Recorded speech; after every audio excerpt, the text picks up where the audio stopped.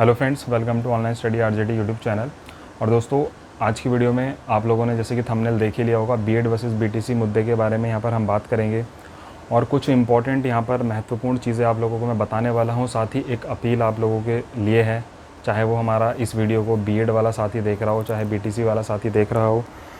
तो ज़्यादातर बीटीसी वाले इस प्लेटफॉर्म से जुड़े हुए हैं, तो उन सभी से मेरी एक रिक्वेस्ट है, और बीएड वाले जो भी साथी हैं उन सभी से भी रिक्वेस्ट है, वीडियो को वॉच करना एंड तक। और कुछ महत्वपूर्ण चीज़ों के बारे में बात करेंगे। यहाँ पर एक जो मुद्दा चला कि बीएड वर्सेस बीटीसी का जो मुद्दा चला कि बीएड को यहाँ पे प्राथमिक से बाहर करना है और बीटीसी को यहाँ पर प्राइमरी में एलिजिबल करना है, इस चीज़ को लेकर के एक राजस्थान में रिट दायर की गई थी, जिसमें राजस्थान में बीटीसी वाले बीएसटीसी वाले स्टूडेंट जीते और उसके बाद फिर सुप्रीम कोर्ट मैटर गया और सुप्रीम कोर्ट से भी आज उन लोगों को जीत मिली। उन लोगों को क्या, सभी बीटीसी वाले छात्रों को जीत मिली है।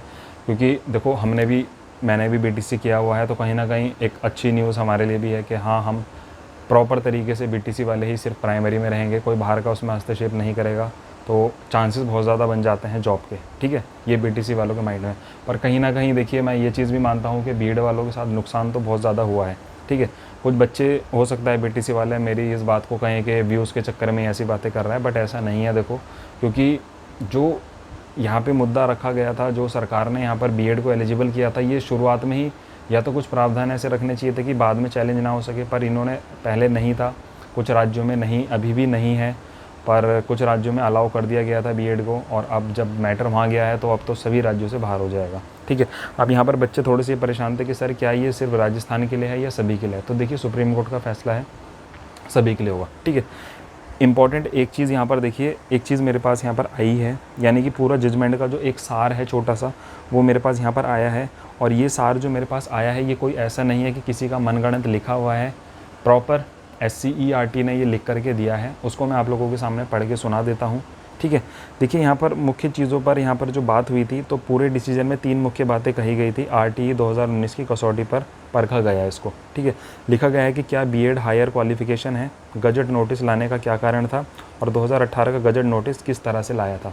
ठीक है, अब इसमें कुछ महत्वपूर्ण बिंदु है, वो मैं आप लोगों को पढ़ के सुना देता हूँ। ठीक है, ये मेरे पास जो आया हुआ है, ठीक है, वो मैं आप लोगों को पढ़ के सुना देता हूँ। आप लोग उसको बहुत ज़्यादा ध्यान से सुनना और शेयर भी करना अपने सभी साथियों तक। ठीक है, तो सुप्रीम कोर्ट के अनुसार बीएड प्राथमिक शिक्षक बनने के लिए उचित क्वालिफिकेशन नहीं है, जिसकी वजह से प्राथमिक शिक्षा की क्वालिटी नीचे जा रही है और RTE 2009 के एक मुख्य पहलू का उल्लंघन हो रहा है, जिसकी शिक्षा गुणवत्ता है। ठीक है, कहने का मतलब यहाँ पर देखिए, जो इस पूरे को मैटर को मैंने पढ़ा, इसमें सार ये है कि जो बीटीसी वाला होता है, देखो आप लोगों ने देखा होगा कि एक जो DLED कर रहा है बच्चा, वो लगभग हर सेमेस्टर में 8 सब्जेक्ट पढ़ रहा है, जिसमें वो साइंस भी पढ़ रहा है, मैथ्स भी पढ़ रहा है, हर सारी चीज़ें पढ़ रहा है।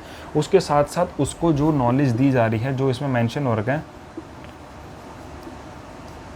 ठीक है, यानी कि आप ये मान के चलिए,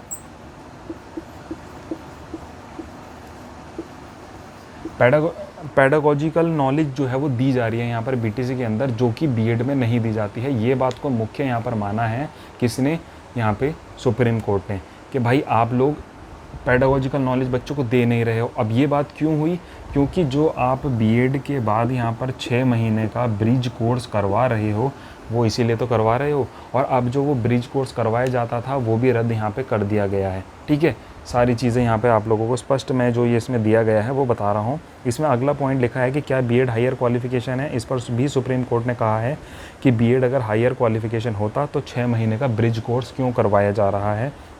इसका मतलब ये है कि NCTE भी जानता है कि बीएड उचित योग्यता नहीं है और पैडागोजी के विभिन्न पहलुओं से अछूता है। देखो, ये बात भी यहाँ पर कही गई है। ठीक है, ये बात यहाँ पर आपको इसमें दिखाई ऐसे देगी नहीं, वरना मैं आप लोगों को इसमें दिखा देता। ठीक है, और वीडियो में मेंशन करूँगा तो बहुत ज़्यादा समय लग जाएगा। ठीक है, अगला पॉइंट है, इसमें एक जगह यह भी कहा गया है कि इस नोटिफिकेशन का उद्देश्य शिक्षा की गुणवत्ता की आड़ में बीएड डिग्री बेरोजगारों को नौकरी देना प्रतीत होता है और RTE एक्ट का उल्लंघन करता है, क्योंकि गुणवत्ता सबसे ज़्यादा ज़रूरी है। जो प्राइमरी में गुणवत्ता बीटीसी वाला दे सकता है, वो बीएड वाला नहीं दे सकता। हालांकि है, ये बात ज़रूरी नहीं है कि बीएड वाला नहीं पढ़ा पाएगा, बीटीसी वाला नहीं पढ़ा पाएगा, बट जो एक नॉलेज, क्योंकि देखिए हमने बीटीसी की हुई, हमें पता है कि जो एक उस ट्रेनिंग के दौरान जो चीज़ें सिखाई जाती है, वो ट्रेनिंग होती है, उसके ट्रेनिंग के दौरान सिखाई जाती है कि जो बच्चा सही से नहीं पढ़ पा रहा है उसको किस तरीके से पढ़ाना है, जो थोड़ा सा मंद बुद्धि का उसको किस तरीके से पढ़ाना है, जो प्रतिभाशाली बच्चा उसको किस तरीके से पढ़ाना है। तो बहुत बारीकी से सारी चीज़ों पर काम होता है, वो सारी चीज़ें बीएड में नहीं करवाई जाती, तो इसीलिए यहाँ पर बीटीसी को प्राथमिकता दी गई है। ठीक है, अगला है कि जिस पर मंत्रालय ने एक यह एनसीटी को आदेश देकर बीएड को संपूर्ण देश में एलिजिबल करने के लिए नोटिफिकेशन निकालने हेतु बाध्य किया था। आरटी 2009 के अनुसार एनसीटी क्वालिफिकेशन डिसाइड को कर सकता है, लेकिन पूरा सर्वे करके, ना कि सरकार के कहने पर। तो यह पॉलिसी डिसीजन नहीं अपितु एकेडमिक डिसीजन था जो कि एनसीटी ने खुद लेना चाहिए था। ये निर्णय बिना किसी एक्सपर्टीज़ के लिया गया है, इस वजह से इस गजट को, इस नोटिफिकेशन को खारिज किया जाता है।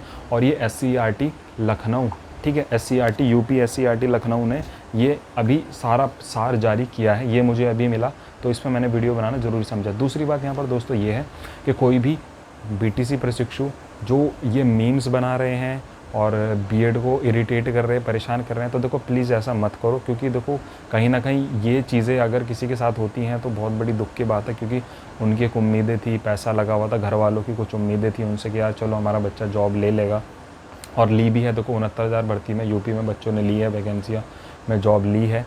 तो कहीं ना कहीं बीटीसी वालों के लिए खुशखबरी तो है और बीएड वालों के लिए एक बुरी खबर भी है, बट आप इस तरीके से परेशान किसी को ना करिए तो वो बहुत ज़्यादा मेरे हिसाब से अच्छा रहेगा। ठीक है, तो क्योंकि देखो जो हो गया वो हो गया, अब उसमें आगे की सोचो, पर आप लोग इस चीज़ का मजाक बना के उन्हें परेशान करो तो ये चीज़ सही नहीं है। ठीक है, कुछ बच्चों को मैंने भी ग्रुप में भी समझाया, उन्होंने स्टेटस लगा, क्योंकि मेरे कुछ साथी खुद बीएड वाले हैं, वो खुद परेशान है। उसके बाद काफ़ी कॉल्स आए उनके कि क्या ये मैटर किस तरीके से क्या क्या है, क्योंकि अब कुछ साथी देहरादून के बाहर के भी हैं हमारे जुड़े हुए जो बीएड करे हुए हैं, तो उनका भी कॉल आया कि क्या ये मैटर क्या हुआ, हमें कुछ नहीं पता चल पाया। क्योंकि देखो ये मुद्दा जो है वो ज़्यादा एक्टिव इधर के राज्यों में है, बिहार हो गया, यूपी हो गया, राजस्थान हो गया, हरियाणा हो गया, इन राज्यों में ज़्यादा है, पर जो ज़्यादा दूर के राज्य हैं वहाँ पर इतना ज़्यादा सक्रिय नहीं थे लोग।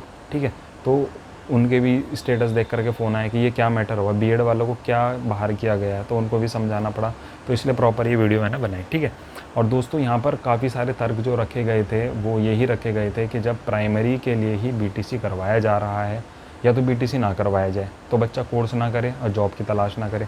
पर जब आप प्राइमरी, स्पेशल प्राइमरी के लिए बीटीसी करा रहे हो और बीटीसी वालों को आप कहीं ना तो जूनियर में ना आगे टीजीटी पीजीटी कहीं नहीं जा सकता वो, तो उसको प्राइमरी में बना रहने दो ना। और बीएड को तुम आगे टीजीटी पीजीटी भी वो दे रहा है, जूनियर भी दे रहा है, और प्राइमरी में भी उसको तुम लेकर के आ रहे हो, तो ये चीज़ गलत है। इस बात पे सुप्रीम कोर्ट ने भी ये बात कही थी कि इस हिसाब से तो आने वाले टाइम में कुछ समय बाद पीजीडी टीजीटी जो कर रहे हैं या तैयारी कर रहे हैं या पीएचडी की तैयारी कर रहे हैं, वो लोग भी बोलने लगेंगे कि भाई हमें भी प्राइमरी में जगह चाहिए, है ना। तो इन चीज़ों को देखते हुए और बहुत सारे तर्क देखते हुए ये डिसीजन लिया गया है।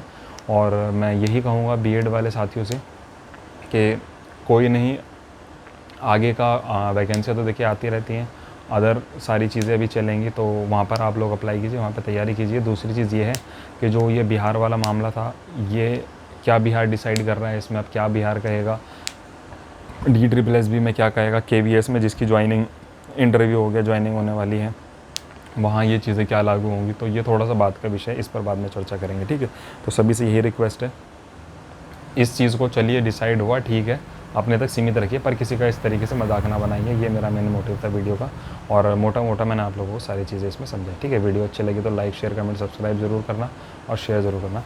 Thank you.